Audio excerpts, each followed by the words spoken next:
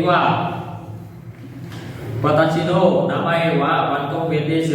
今、4ヶ月ぐらい、正しいセンターで日本語を勉強しました。正しいセンターは大きいし、有名だし、それに、伊勢生はいます。総合は6階の建物です。1階と2階は事務所です。事業を作っているところです。美容室は3階と4階と4階にあります。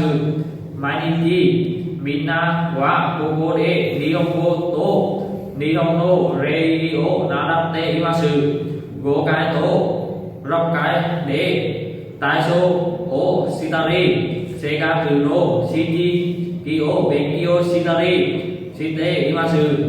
祭日の時、センターで楽しか活動を開きます。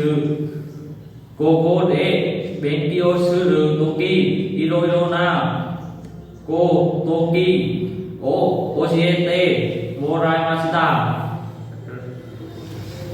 来年日本へ行く予定ですが、センターで生活する時間を覚え出します。